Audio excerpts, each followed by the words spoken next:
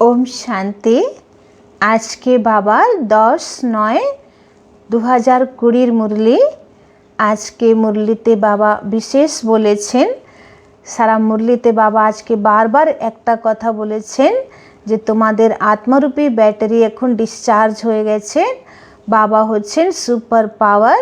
তো বাবার সঙ্গে যোগযুক্ত হও, খুব সারা দিন বাবাকে স্মরণ করো, याद করো, তাহলে তোমাদের আত্মরূপী ব্যাটারি চার্জ হবে।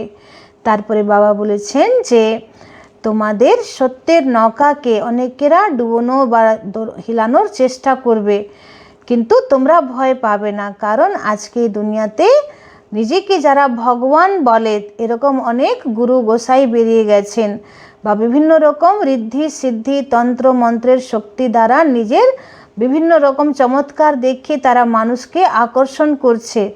আর তখন মানুষ বুঝতে পারে না যে ব্রহ্মা কুমারীরা সত্যি না মিথ্যা। তো অনেক আর্টিফিশিয়াল জিনিস বেরিয়ে গেছে, তো মানে ভগবানেরই রূপ অনেক রকম ধারণ করে নিয়েছে মানুষ, আর তারা মানুষকে বিভিন্ন রকম প্রলোভন দেখিয়ে তাদেরকে আকৃষ্ট করে বসে আছে। তো বাবা বলছে তোমরা ঘাবড়িও না, তোমরা হেরে যেও না, কেন অন্তিম বিজয় তোমাদেরই আছে। সত্যের নৌকা হিলবে দুলবে কিন্তু ডুববে না। এখন সঙ্গম যুগে তোমরা বিহার ঘর মানে বাপের বাড়িতে আছো, তারপরে দুই বাবা ব্রহ্মা বাবা আর শিব বাবা মিলে তোমাদেরকে সাজাচ্ছেন। দেবী গুণে তোমরা সাজছো, তারপরে তোমরা শ্বশুর ঘর মানে সত্যযুগে চলে যাবে।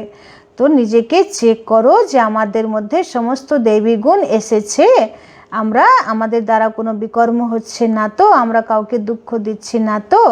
বা বলছে মনের মধ্যে তোমার অনেক মায়াবী সংকল্প বিকল্প আসবে, অনেক রকম ঝড় আসবে, কিন্তু তোমরা ইন্দ্রিয় দ্বারা কোনো বিকর্ম করো না। যদি ইন্দ্রিয় দ্বারা বিকর্ম করো তাহলে আবার নতুন করে বিকর্মের খাতা শুরু হয়ে যাবে, আবার তাকে ভোগ করতে হবে।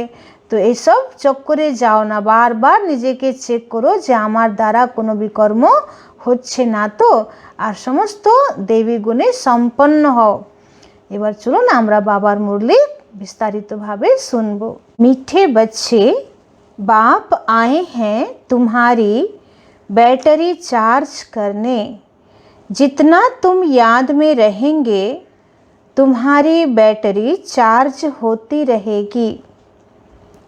বাবা এসেছেন আমাদের ব্যাটারি চার্জ করতে। যত আমরা বাবার ইয়াদে থাকবো তত ব্যাটারি চার্জ হতে থাকবে। আজকের প্রশ্ন, तुम्हारी सच की बेड़ी को तूफान क्यों लगते हैं? বাবা জিজ্ঞেস করছেন যে তোমাদের সত্যের যে নৌকা, তো তার উপরে এত ঝড় কেন আসছে?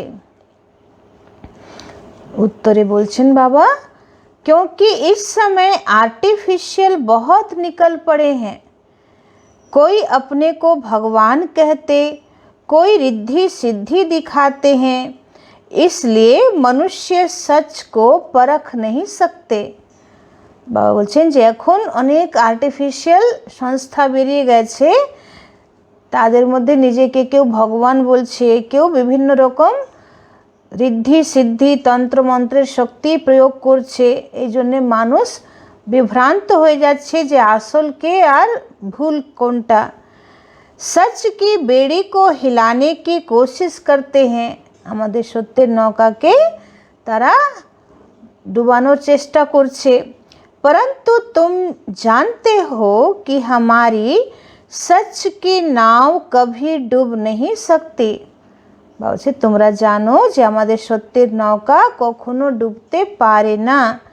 আজ जो विघ्न डालते हैं, আজকে যারা বিঘ্ন দিচ্ছে, वह कल समझेंगे कि सदगति का रास्ता यहाँ ही मिलना है। তারা ভাববে যে হ্যাঁ, সদ্গতি যদি পাওয়া যায় তাহলে এখানেই পেতে হবে। सबके लिए यह एक ही हट्टी है, সবার জন্য এটা একটাই হাট। তো বাবা বলছেন যে তোমরা ভয় পেও না, তোমাদের সত্যের নৌকা হিলবে ডুলবে কিন্তু ডুববে না। সকলের জন্যে আসল হাট এটাই আছে, যেখানে সবাই গতি আর সদ্গতির রাস্তা পাচ্ছে। ওম শান্তি। रूहानी बच्चों प्रति अर्थात रूहों प्रति, क्योंकि रूह अथवा आत्मा सुनती है कानों द्वारा, धारणा आत्मा में होती है। बाप की आत्मा में भी ज्ञान भरा हुआ है। बच्चों को आत्म अभिमानी बनना है इस जन्म में। भक्ति मार्ग के 63 जन्म द्वापर युग से तुम देह अभिमान में रहते हो। बाबूजी जी भक्ति मार्गे 63 जन्म 2500 বছর দাপর যুগ থেকে আমরা দেহ অভিমানে ছিলাম। তো এখন আমাদেরকে পুরো চেষ্টা করতে হবে নিজেকে आत्मा भावार। आत्मा क्या है यह पता नहीं रहता, आत्मा है जरूर। आत्मा ही शरीर में प्रवेश करती है। दुख भी आत्मा को ही होता है। कहा भी जाता है पतित आत्मा पावन आत्मा, पतित परमात्मा कभी नहीं सुना है। बाबा बोलছেন যে परमात्मार क्षेत्रे বলা হয় না যে पतित परमात्मा বা पावन परमात्मा, आत्माई पावन হয় আর आत्माई আবার पतित হয়। परमात्मा तो सदाई पावन सदाई पवित्र, তাই शिव बाबा के বলা হয় सदा शिव, अर्थात ওনার গুণ ওনার শক্তি কখনো চেঞ্জ হয় না, পরিবর্তন হয় না। आत्मार क्षेत्रे बोला है पाप आत्मा व पुण्य आत्मा। तो आत्मा कितनी छोटी है। सर्व के अंदर परमात्मा अगर होता तो पतित परमात्मा हो जाए। यदि सबार भितरे भगवान होते परमात्मा होते ताहले तो पतित परमात्मा बोला दरकार, किंतु पतित परमात्मा बोला है ना। तो मुख्य बात है आत्म अभिमानी बनना है। आत्मा कितनी छोटी है, उसमें कैसे पाठ भरा हुआ है। बोलছেন ছোট্ট आत्मा बिंदुर मध्य কত 84 जन्मेर पाठ भरा আছে, यह किसी को भी पता नहीं है। तुम तो नई बातें सुनते हो, यह याद की यात्रा भी बाप ही सिखलाते हैं और कोई सिखला न सके। मेहनत भी इसमें है। घड़ी घड़ी अपने को आत्मा समझना है। जैसे देखो यह इमरजेंसी लाइट आई है तो जो बैटरी पर चलती है इसको फिर चार्ज करते हैं। बाबा उदाहरण दिच्छेन जेटा इमरजेंसी लाइट जेटा बैटरीर उपरे चले तो ओटा आबार चार्ज करते हैं। तो बाप है सबसे बड़ी पावर। आत्माएं कितनी ढेर हैं तो सबको उस पावर से भरना है ना। बाबा जे सुप्रीम पावर तार काछ थेके निजेर बैटरी के चार्ज करते होबे। तो बाप है सर्वशक्तिमान। हम आत्माओं का उनसे योग नहीं होगा तो बैटरी चार्ज कैसे हो। बोलছেন যে बाबा तो अलमाइटी अथॉरिटी सुपर पावर। तो आम्रा यदि बाबार संगे कानेक्ट ना होई ताहले आमादेर बैटरी की करे चार्ज होबे। तो सारा कल्प लगता है डिस्चार्ज होने में। बोलছেন सारा कल्प लागছে डिस्चार्ज होते, अभी फिर बैटरी को चार्ज करना होता है।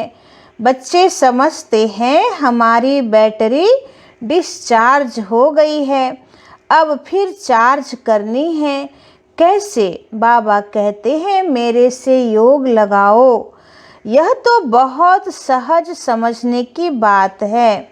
बाप कहते हैं मेरे साथ बुद्धि योग लगाओ तो तुम्हारी आत्मा में पावर भरकर सतो प्रधान बन जाएगी। बोलছেন আমার সঙ্গে বুদ্ধির যোগ লাগাও तो तुम्हारा आत्माते शक्ति भरे जावे और तुमरा शतो प्रधान हो जावे। पढ़ाई तो है ही कमाई, याद से तुम पावन बनते हो। आयु बड़ी होती है, बैटरी चार्ज होती है। तो हर एक को देखना है कितना बाप को याद करते हैं। बाप को भूल जाने से ही बैटरी डिस्चार्ज होती है। कोई का भी सच्चा कनेक्शन नहीं है। सच्चा कनेक्शन है ही तुम बच्चों का। बाबा বলছেন কারো সাচ্চা কানেকশন পরমাত্মার সঙ্গে নেই, সাচ্চা কানেকশন একমাত্র আমাদেরই আছে বাবার সঙ্গে। तो बाप को याद करने बिगर जोत जगेगी कैसे। ज्ञान भी सिर्फ एक बाप ही देते हैं।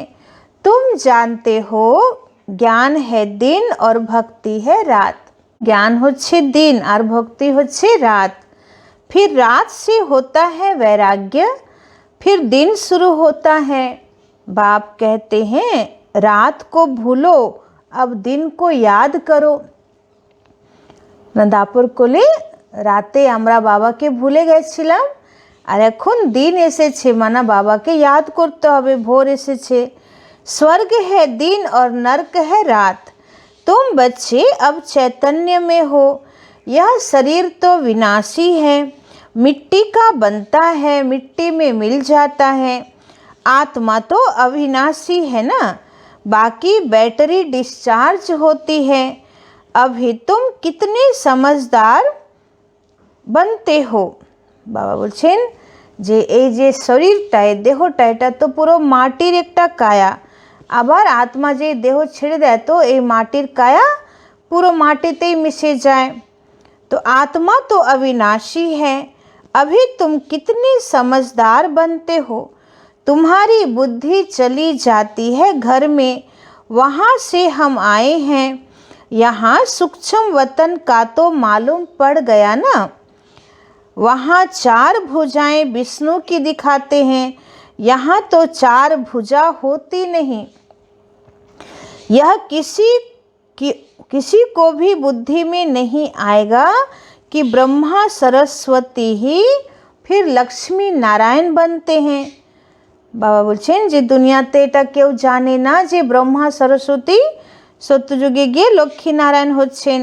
इसलिए विष्णु को चार भुजा दी है, सिवाय बाप के कोई समझा न सके।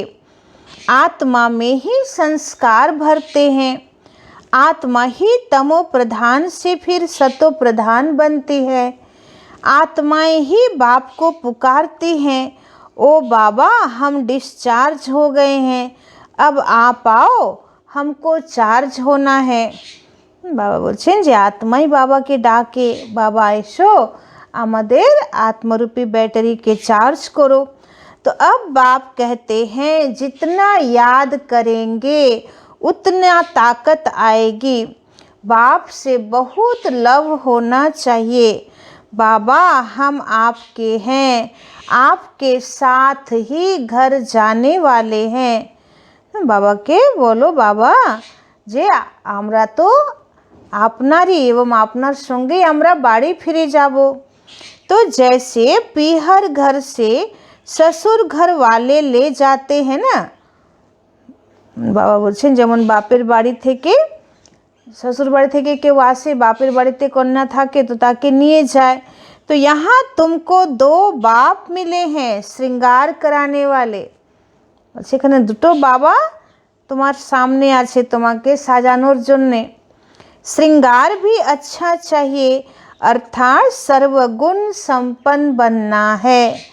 अपने से पूछना है मेरे में कोई अवगुण तो नहीं है। বলছে নিজেকে জিজ্ঞেস করো যে আমার মধ্যে কোনো অবগুণ তো নেই। मनसा में भल तूफान आते हैं, कर्मना से तो कुछ नहीं करता हूँ।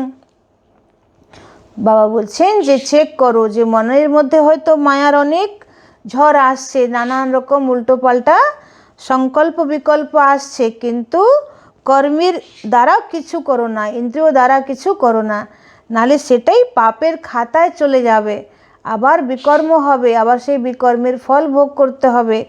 তো বাবা বলছে যে কর্মনাতে ভুলেও এনো না, মনের মধ্যেও যদি কোনো ব্যর্থ সংকল্প বা খারাপ সংকল্প আসে তো কর্মনাতে এনো না।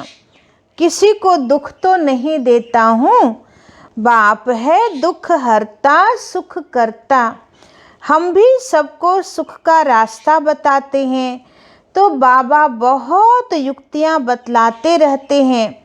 तुम तो हो सेना, तुम्हारा नाम ही है प्रजापिता, ब्रह्मा कुमार कुमारियाँ। कोई भी अंदर आए पहले पहले तो ये पूछो कि कहाँ से आए हो।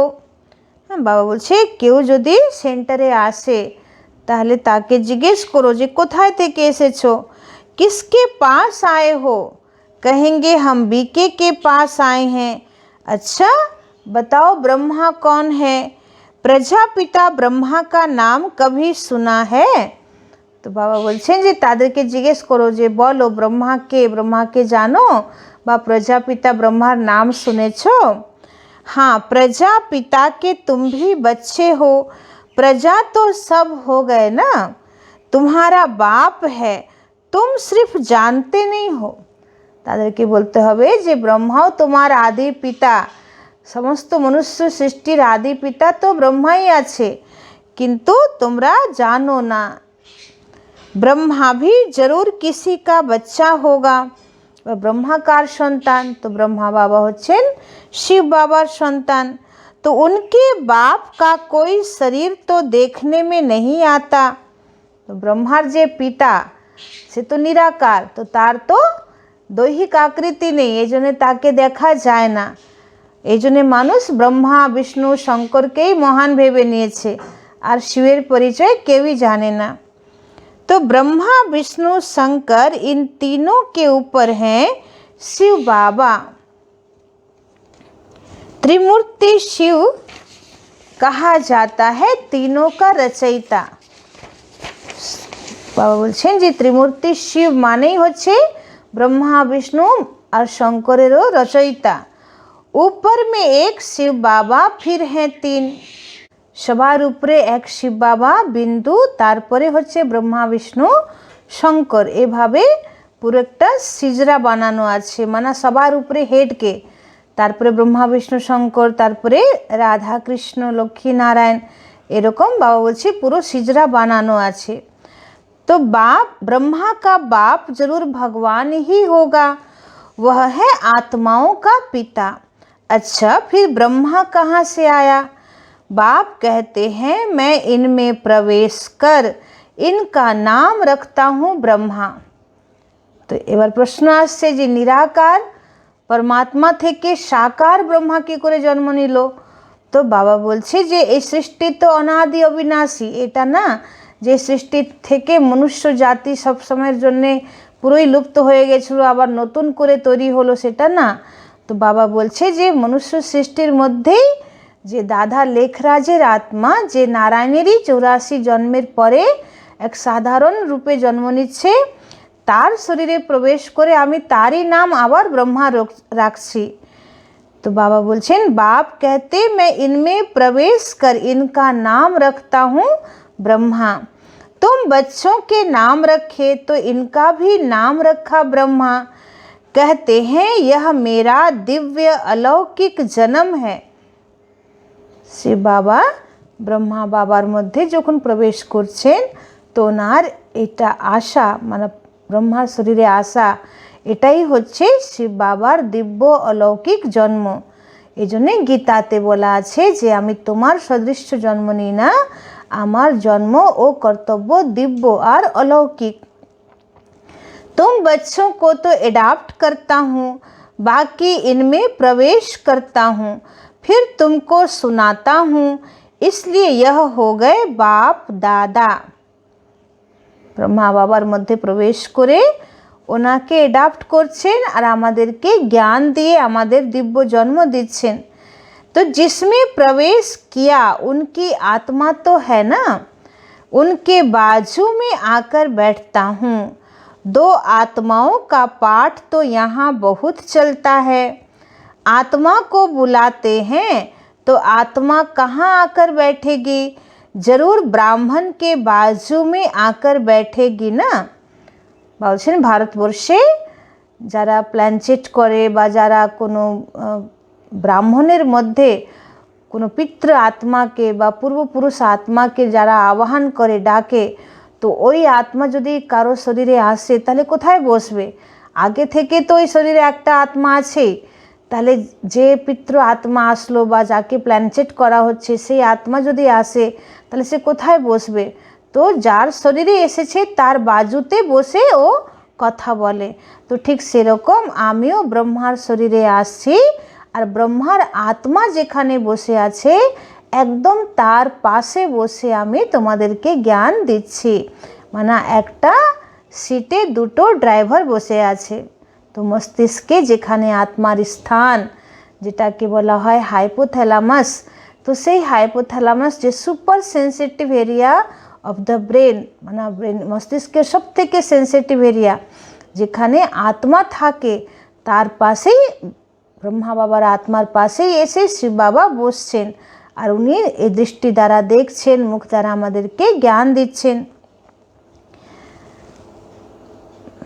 तो तुमको भी कहते हैं कि तुम अपने जन्मों को नहीं जानते, इनके लिए बाप कहते हैं ये भी अपने जन्मों को नहीं जानते। শিব বাবা ব্রহ্মা বাবাকে বলছেন যে তুমি আর আমি অনেকবার মিলেছি, বহুবার মিলেছি, কিন্তু তুমি তোমার জন্মকে জানো না। আমি এখন এসে তোমার জন্ম বৃত্তান্ত বলছি যে তুমি এই সৃষ্টি কালচক্রে 84 বার জন্ম নিয়েছো, এটা তোমার अंतिम जन्म। तो अब स्मृति आई है कि कल्प कल्प 84 का चक्र लगाया है, फिर वापस जाते हैं। यह है संगम युग। अब ट्रांसफर होते हैं। योग से तुम सतो प्रधान बन जाएंगे, बैटरी चार्ज हो जाएगी, फिर सतयुग में आ जाएंगे। बुद्धि में सारा चक्र फिरता रहता है, डिटेल में तो नहीं जा सकेंगे। झाड़ की भी आयु होती है ना, फिर सूख जाता है। बाबा उदाहरण दिच्छेन जे प्रकृतितेও কোনো যদি বৃক্ষ থাকে তো সেই বৃক্ষেরও একটা আয়ু থাকে, যে সে 60 বছর থাকবে না, 100 বছর থাকবে না, 150 বছর থাকবে। তো এক একটা বৃক্ষের আয়ু থাকে, আর যেই সে আয়ু পূরণ হয়ে যায়, মানে একটা বৃক্ষ যখন পুরো বৃদ্ধ হয়ে যায়, তার শিকড়গুলো মাটি থেকে ধীরে ধীরে পচে যায়, তখন সে গাছ পড়ে যায়। তো সেরকম বাবা বলছে যে এই সৃষ্টি রূপী কল্পবৃক্ষ, মনুষ্য সৃষ্টিরূপী কল্পবৃক্ষ, এরও আয়ু আছে 5000 বছর, আর এখন এর শিকড়গুলো সব পচে গেছে। এবার এই পূর্ণ কল্পবৃক্ষ পড়ার মুখেই আছে, পড়েই যাবে। তার আগেই এসে বাবা নতুন বৃক্ষের কলম লাগাচ্ছেন, চারা লাগাচ্ছেন। तो झाड़ की भी आयु होती है, फिर सूख जाता है। यहाँ भी सब मनुष्य जैसे सूख गए हैं, सब एक दो को दुख देते रहते हैं। अभी सबका शरीर खलास हो जाएगा, बाकी आत्माएं चली जाएंगी। बाबा बोलছেন যে এখন সব মানুষের জীবনও শুকিয়ে গেছে, মানুষের মনে কোনো সুখ শান্তি আনন্দ নেই, সবাই এক দুজনকে শুধু দুঃখই দিয়ে যাচ্ছে। তো এইভাবে সকলের শরীর এখানেই শেষ হয়ে যাবে, আর আত্মা সব উড়ে উপরে परमधाम चले जावे। तो यह ज्ञान बाप के सिवाय कोई दे न सके, बाप ही विश्व की बादशाही देते हैं। उनको कितना याद करना चाहिए, याद में न रहने से ही माया का थप्पड़ लग जाता है। बाबा বলছেন যে তোমরা যোগে থাকো না বলে মায়ার থাপ্পড় লাগছে। सबसे कड़ा थप्पड़ है विकार का, सब থেকে कड़ा थप्पड़ হচ্ছে विकारेर। युद्ध के मैदान में तुम ब्राह्मण ही हो ना, तो तुमको ही तूफान आएंगे, परंतु कोई विकर्म नहीं करना है। विकर्म किया तो हार खाई। बाबा से पूछते हैं, यह करना पड़ता है। बच्चे तंग करते हैं तो गुस्सा आ जाता है। बच्चों को अच्छी रीति संभालेंगे नहीं तो खराब हो जाएंगे। अनेक মা বাবারা বাবাকে জিজ্ঞেস করেন যে বাবা আমাদের সন্তানরা এত বিরক্ত করছে, এত দুষ্টমি করছে, তো কি করব? তখন খুব রাগ আসে, আর রেগে তাদেরকে মেরে দিই। তো বাবা বলছেন যদি ঠিক মতো না সামলাও তাহলে তো বাচ্চারা খারাপ হবেই। তো যতটা সম্ভব থাপ্পড় মেরো না, মারধর করো না, হ্যাঁ তাদেরকে একটু শাসন করো, তাদেরকে একটু দড়ি দিয়ে বেঁধে বাড়িতে ভিতরে রেখে দাও। कृष्ण के लिए भी दिखाते हैं ना, ओखली से बांधा। কৃষ্ণের জন্য দেখানো হয় যে যশোদা मैया তাকে ঢিকিতে বেঁধে দিয়েছিল। रस्सी से बांधो, खाना न दो, रो रो कर आखिर कहेंगे अच्छा अब नहीं करेंगे। तो बाबा যুক্তি শোনাচ্ছেন, যুক্তি বলছেন যে বাচ্চাদেরকে মারধর করো না, তাদেরকে ডুরি দিয়ে বেঁধে দাও একটা ঘরে, আর একটু কিছুক্ষণের জন্য খাওয়া দাওয়া দাও না, তখন কেঁদে কেঁদে নিজেরাই বলবে যে আর আমরা ভুল করব না। बच्चा है फिर भी करेगा, आबार करबे से भूल, शिक्षा देनी है। तो बाबा भी बच्चों को शिक्षा देते हैं, बच्चे कभी विकार में मत जाना, कुल कलंकित नहीं बनना। बाबाओ बाच्चादेरके मारधर करें ना, शिक्षा दें। लौकिक में भी कोई कपूत बच्चा होता है तो माँ बाप कहते हैं ना, यह क्यों काला मुँह करते हो, कुल को कलंक लगाते हो। বলছেন লৌকিকেও কোনো কুপুত্র সন্তান হলে মা বাবারা কি বলে যে কেন আমাদের নাম খারাপ করছো, কুলকে কলঙ্কিত করছো, দুষ্কর্ম কেন করছো।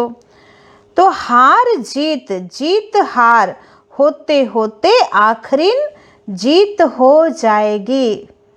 এবার বাবা আবার আমাদেরকে বলছেন, সান্ত্বনা দিচ্ছেন যে মিঠে বাচ্চে, কখনো তুমি মায়ার কাছে হেরে যাচ্ছ, কখনো আবার মায়াকে জয় করছো, কখনো তোমার কাছে বাইরের মানুষরা তোমাদেরকে খুব বিঘ্ন দিচ্ছে, কখন তোমরা ওদেরকে জয় করছো।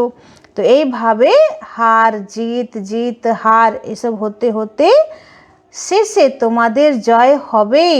বাবা এটা একদম পুরো সান্ত্বনা দিচ্ছেন। সচ কি বেড়ি হ্যাঁ না, কেন আমাদের নৌকা হচ্ছে সত্যের নৌকা। তুফান बहुत आएंगे, অনেক ঝড় আসবে, क्योंकि आर्टिफिशियल बहुत निकल पड़े हैं। নিজেকে যারা ভগবান বলে এরকম অনেক ভগবান এসে গেছে। तो कोई अपने को भगवान कहते, कोई क्या कहते, रिद्धि सिद्धि वाले भी बहुत दिखाते हैं। যারা তন্ত্র মন্ত্রের সাধনা করে তারা অনেক চমৎকার দেখায়। তখন মানুষ ভাবে যে ব্রহ্মকুমারীরাদের কাছে তো কোনো চমৎকার নেই, আমার ওই গুরু মহারাজের কাছে গেছিলাম, ওই সিদ্ধ পুরুষের কাছে গেছিলাম, তো তারা তো এরকম করে দেখালো, তারা একটু মাথায় আশীর্বাদের হাত রেখে দিল, তো আমাদের সন্তান হয়ে গেল, আমরা নিঃসন্তান ছিলাম, তো ওদের খুব পাওয়ার। তো সেরকম বাবা বলছে যে এরকম ঋদ্ধি সিদ্ধি অনেক হয়ে গেছে, তারা আবার অনেককে সাক্ষাৎকারও করিয়ে দেয়। तो बाप आते ही हैं सर्व की सद्गति करने, फिर न तो यह जंगल रहेगा न जंगल में रहने वाले रहेंगे। মানে বাবা বলছেন যে এখন দুনিয়া এত খারাপ হয়ে গেছে, মানুষের মনে এত বিকার বেড়ে গেছে যে পুরো দুনিয়াই এখন কাঁটার জঙ্গল হয়ে আছে। তো বাবা বলছেন বাবা যখন সবাইকে সদ্গতি করে নিয়ে যাবেন তখন তো এই পৃথিবী ফুলের বাগান সত্যযুগ হয়ে যাবে, আর এই জঙ্গল থাকবে না। तो अभी तुम हो संगम युग पर, जानते हो कि यह पुरानी दुनिया कब्रिस्तान हुई पड़ी है, कोई मरने वाले से दिल थोड़े ही लगाते हैं। বাবা বলছেন যে ডক্টর যদি বলে দেয় যে এই মানুষটা আর 5-7 দিনের মধ্যেই মারা যাবে, তো সেই মানুষের প্রতি আর কেউ নতুন করে দিল তার সঙ্গে জুড়বে? তো সেরকম বাবা বলছেন যে এই দুনিয়াই এখন কবরস্থান হতে চলছে, তো এই পুরনো দুনিয়ার সঙ্গে ছিছি দুনিয়ার সঙ্গে তোমরা দিল লাগিও না। यह दुनिया तो गई की गई, विनाश हुआ कि हुआ। বলছেন विनाश এই হলো। बाप आते ही है तब जब नई दुनिया पुरानी होती है। बाप को अच्छी रीति याद करेंगे तो बैटरी चार्ज होगी। भल वाणी तो बहुत अच्छी अच्छी चलाते, परंतु याद का जौहर नहीं तो वह ताकत नहीं रहती है। বলছেন যে ভালো জ্ঞান শোনালেই শুধু হবে না, যতক্ষণ যোগ না থাকবে তো বাণীতে এত শক্তি আসবে না। जौहरदार तलवार नहीं, बाप कहते हैं यह कोई नई बात नहीं है। মানে তুমি যদি মুখ থেকে জ্ঞান শোনাও তো এটা তোমার জ্ঞান তলোয়ার হলো, কিন্তু যদি যোগবল না থাকে তাহলে তোমার জ্ঞানরূপী তলোয়ারে ধার থাকবে না। এই জন্যে যদি তলোয়ারকে ধার যুক্ত করতে চাও তাহলে খুব যোগ করো, তাহলে তুমি যা জ্ঞান শোনাবে, যা বাবার পরিচয় সবাইকে দেবে, সেটাতে একটা শক্তি থাকবে আর মানুষের দিলে সেটা লাগবে। तो बाप कहते यह कोई नई बात नहीं है, 5000 वर्ष पहले भी आए थे। बाप पूछते हैं आगे कब मिले हो। बाबा বাচ্চাদের জিজ্ঞেস করে, बच्चे बाबार संगे आगे कबे देखा হয়েছে তোমার? तो कहते हैं हाँ बाबा कल पहले भी मिले थे। तो যারা নিশ্চয় বুদ্ধি বাচ্চারা তারা কি বলবে? हाँ बाबा কল্পের আগেও তোমার সঙ্গে দেখা হয়েছিল। कोई फिर कह देते ड्रामा आपे ही पुरुषार्थ कराएगा। অনেকের আবার এটা বলে দেয় যে ড্রামা নিজেই পুরুষার্थ कराবে। अच्छा अब ड्रामा पुरुषार्थ करा रहा है ना, तो करो। एक जगह बैठ तो नहीं जाना है। जिन्होंने कल्प पहले पुरुषार्थ किया है वह करेंगे। বলছেন যারা কল্পের আগে যেমন পুরুষার্থ করেছিল তারা ঠিকই করবে। अभी तक जो आए नहीं हैं वह आने हैं। এখন পর্যন্ত যারা সত্যযুগের আত্মা এখনো আসেনি, জ্ঞান ধারণ করেনি, তাদের কাছেও বাবার পরিচয় যাবে আর সেই আত্মাগুলো ছুটে ছুটে আসবে আর বাবার জ্ঞান ধারণ করবে। जो चलते चलते भाग गए हैं, शादी आदि जाकर की है, उनका भी ड्रामा में पार्ट होगा, तो वो आकर फिर पुरुषार्थ करेंगे। जाएंगे कहाँ? বলছেন নতুন নতুন আত্মা তো আসবেই, যারা সত্যযুগ আর ত্রেতা যুগের তোমাদের বংশাবলী, দেবী দেবতা ধর্মের বংশাবলী, তারা তো অবশ্যই আসবে।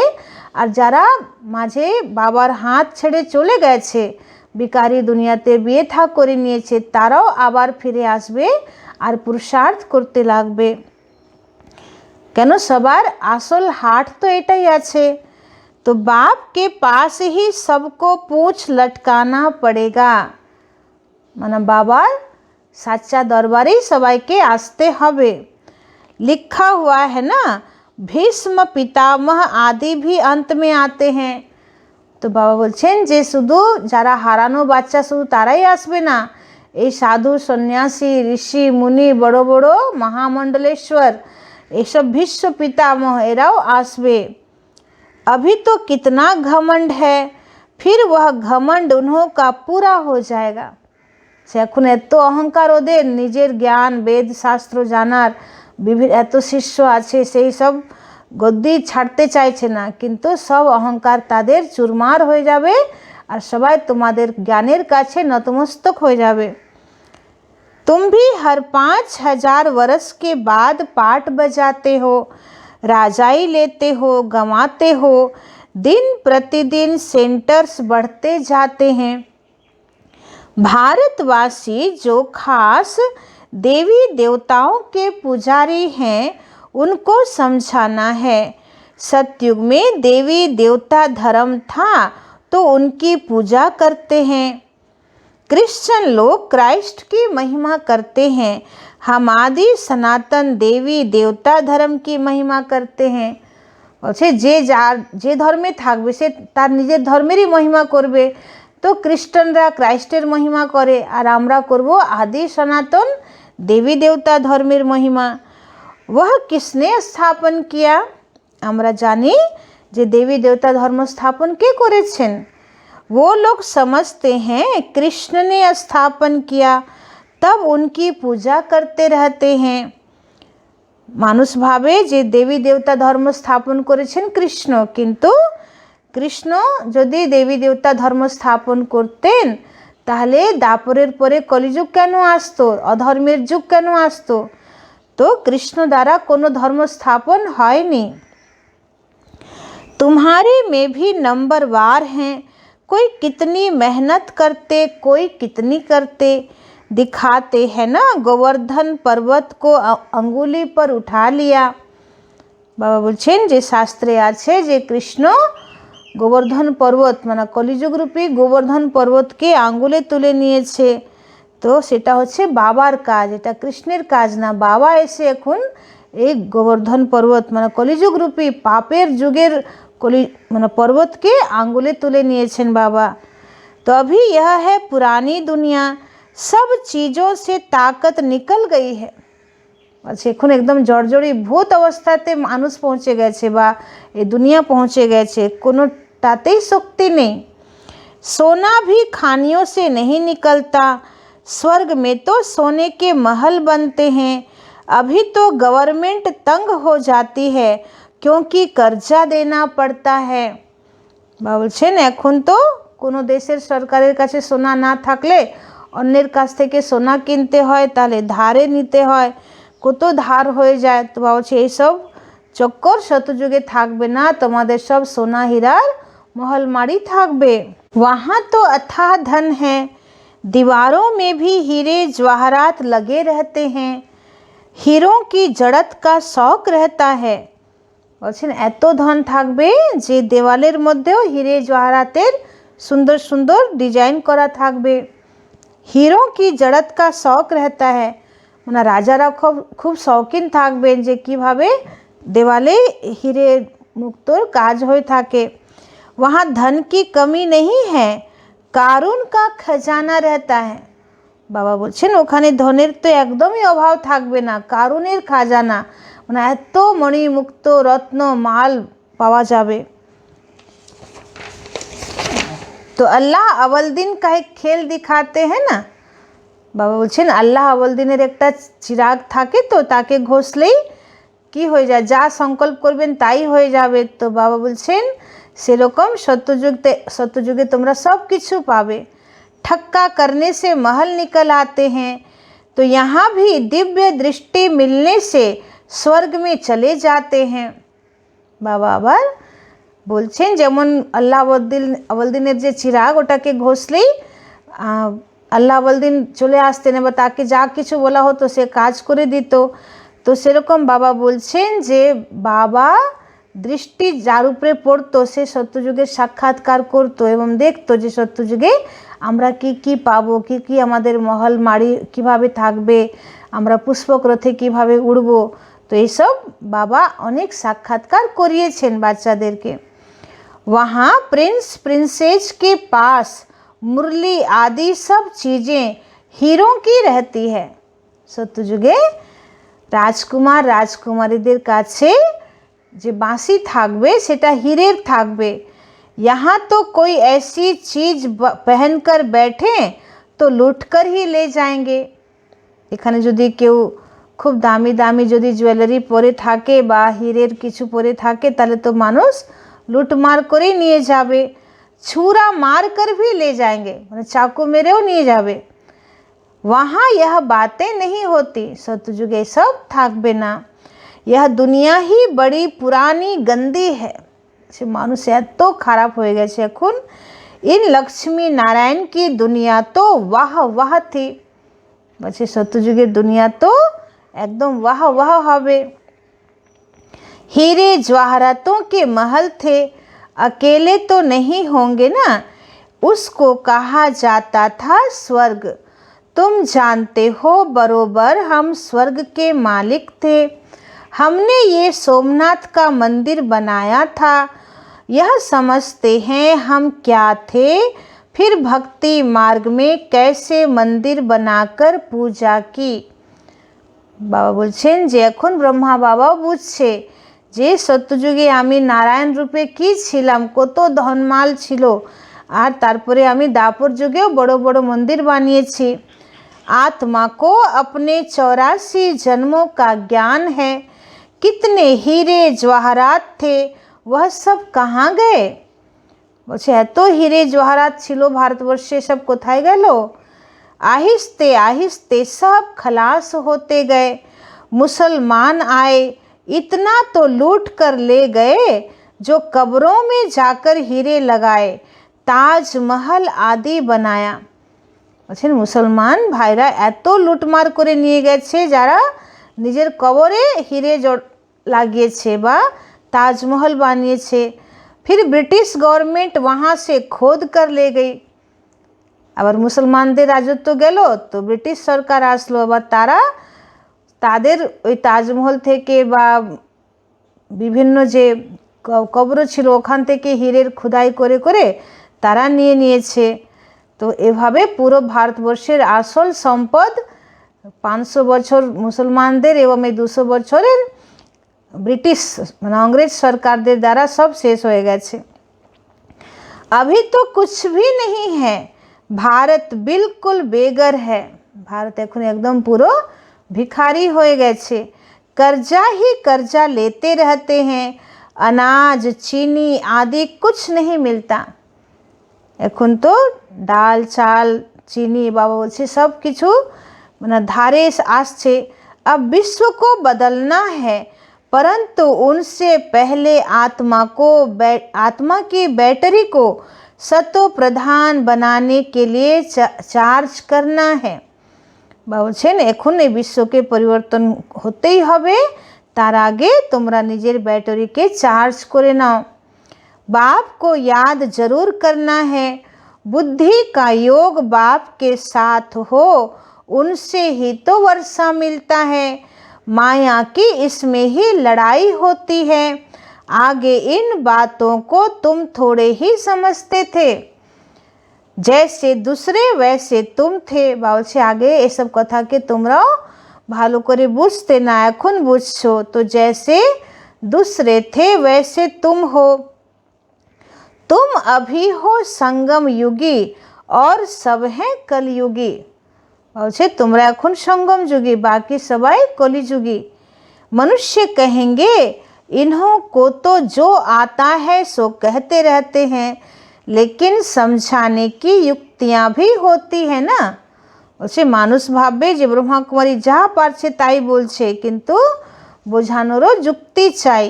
धीरे धीरे तुम्हारी वृद्धि होती जाएगी। अभी बाबा बड़ी यूनिवर्सिटी खोल रहे हैं, इसमें समझाने के लिए चित्र तो चाहिए ना। आगे चलकर तुम्हारे पास यह सब चित्र ट्रांसलाइट के बन जाएंगे, जो फिर तुमको समझाने में भी सहज हो। বলছেন আগে যেরকম বাবার প্রদর্শনী চিত্র কাগজে থাকতো, পেপারে থাকতো, ধীরে ধীরে বাবা বরদান দিচ্ছেন যে ট্রান্সলাইটের চিত্র হয়ে যাবে, ভিতরে লাইট লাগানো থাকবে যেটা মানুষকে দূর থেকে আকর্ষণ করবে। তো এইভাবে তোমাদের সেবা আরও সহজ হয়ে যাবে।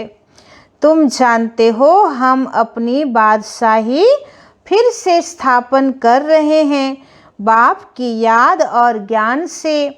माया बीच में बहुत धोखा देती है।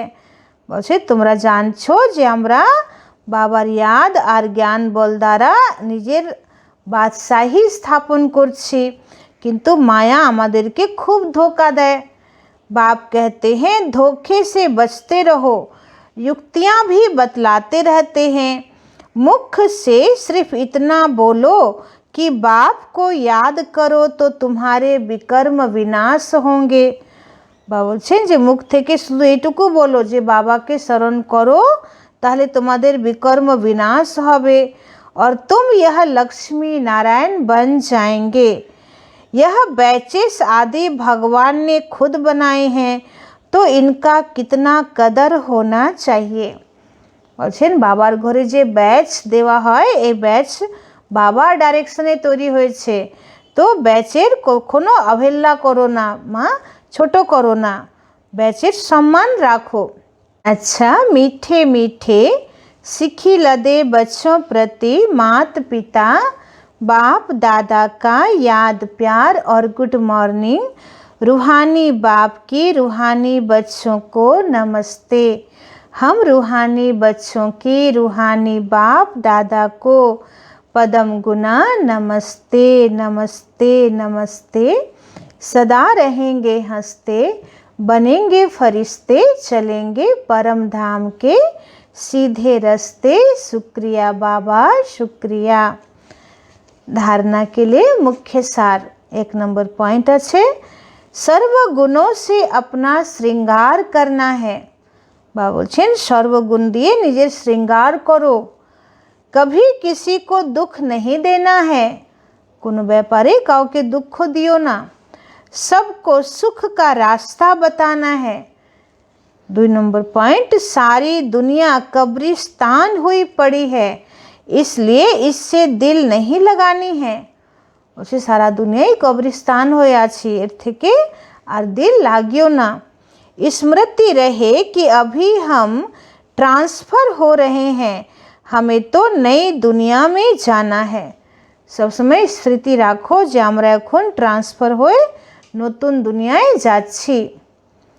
আজকের वरदान, प्रवृत्ति में रहते मेरेपन का त्याग करने वाले सच्चे ट्रस्टी माया जीत भव। বলছে সংসারে থেকে আমার ভাবকে ত্যাগ করো एवं सच्चा ट्रस्टी माया जीत हो। जैसे गंदगी में कीड़े पैदा होते हैं, वैसे ही जब मेरापन आता है तो माया का जन्म होता है। বলছেন যেমন নোংরা জায়গায় পোকা জন্ম নেয়, সেরকম যেখানে আমার ভাব আসবে, আমার আমার, সেখানেই মায়ার জন্ম হবে। माया जीत बनने का सहज तरीका है, स्वयं को सदा ट्रस्टी समझो। माया जीत যদি হতে চাও তাহলে তার সহজ উপায় হচ্ছে নিজেকে ট্রাস্টি ভাবো। ब्रह्मा कुमार माना ट्रस्टी, ट्रस्टी की किसी में भी अटैचमेंट नहीं होती। হচ্ছে ব্রহ্মা কুমার মানেই হচ্ছে ট্রাস্টি, আর ট্রাস্টির কারো উপরে অ্যাটাচমেন্ট থাকবে না, क्योंकि उनमें मेरापन नहीं होता। কেন ব্রহ্মা কুমার বা ব্রহ্মা কুমারী কোনো জিনিসের উপরে আমার ভাব দেখাবে না, কারণ সব কিছু বাবার আছে, আমার এখানে ব্যক্তিগত কিছুই নেই। गृहस्थी समझेंगे तो माया आएगी और ट्रस्टी समझेंगे तो माया भाग जाएगी। इसलिए न्यारे होकर फिर प्रवृत्ति के कार्य में आओ तो माया प्रूफ होंगे। বলছেন এই জন্যে ন্যাড়া হয়ে তারপরে প্রবৃত্তিকে সামলাও, তাহলে মায়া প্রুফ হয়ে থাকবে। কিন্তু যদি সংসারকে বারবার বলা হয় আমার সংসার, আমার সংসার, আমার বাচ্চা, আমার পরিবার, তাহলে বাবা বলছেন মায়া অবশ্যই আসবে। আর যদি পুরো ট্রাস্টি হয়ে বাবা তোমার, মাত্র আমি নিমিত্ত, তাহলে মায়া আসবে না আর তোমরা হালকা থাকবে। स्लोगन, जहाँ अभिमान होता है वहाँ अपमान की फीलिंग ज़रूर आती है। বলছেন যেখানে অহংকার থাকবে সেখানে ছোট্ট ছোট ব্যাপারে মনে হবে যে আমার অপমান করছে, এই জন্যে অহংকারটাকেই আগে সরাও। আত্মাভিমানী হও, দেহ অভিমানী না, তাহলে কোনো অপমানের ফিলিং আসবে না। কেউ মান দিক, সম্মান দিক, অপমান করুক, ছোট করুক, এসব কোনো ব্যাপার থাকবে না। ওম শান্তি।